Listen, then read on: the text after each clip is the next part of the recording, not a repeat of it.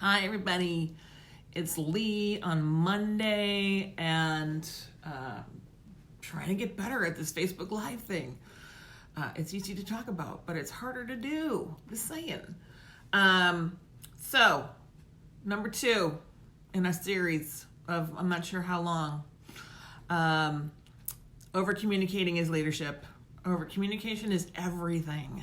Communicating to your people, to your employees, to your families, to your friends, to your customers, to your partners. It is everything. And people remember when you are helpful. Don't just communicate to communicate, communicate with purpose, always.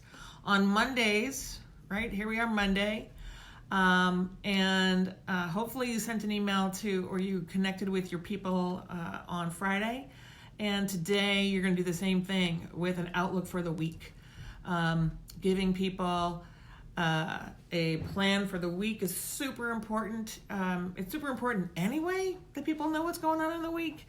But right now when things are so fluid, your job, anybody's job, is to help provide context and structure to a pretty unstructured world right this second in time. So if you haven't already, I strongly recommend you send an email to your staff or to your teams talking about what is up for this week, what people should expect, what's on the docket, and acknowledge that it's probably going to change, right?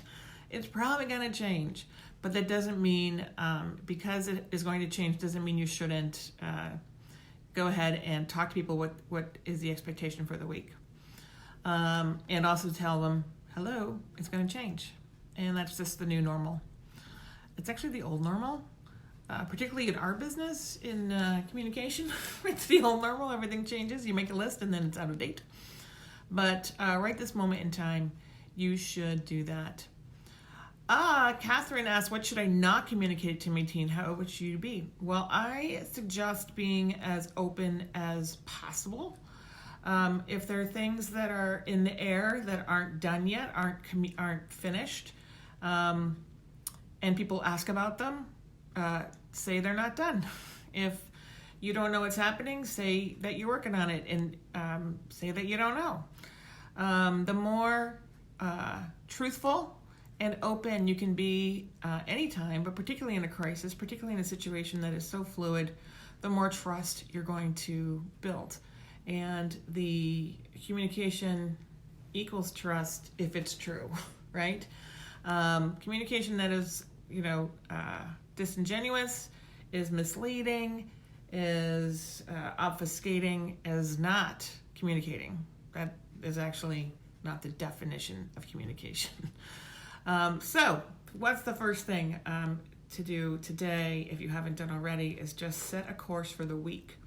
I also strongly recommend that you schedule your week. And if there was ever a time to bring back Stephen Covey, 7 Habits of Highly Effective People, now is the time.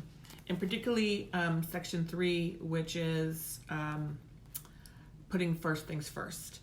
It has a fantastic schedule in the middle. On my edition, it's schedule page 174. And in the system, in Stephen Covey's system, which is, forever old, but it works, right? And it's not just about work, it's about your whole self and understanding all your roles and what are your priorities for the week and actually making sure that what you think is a priority gets done.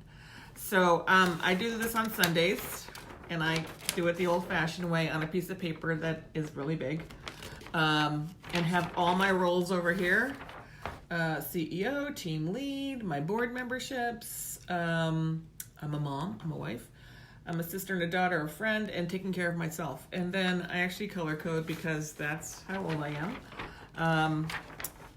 And then you go through the whole system here, right? You say, what are your roles? What are your goals for the week? And then how do you get them done based on the week, and you drop them in.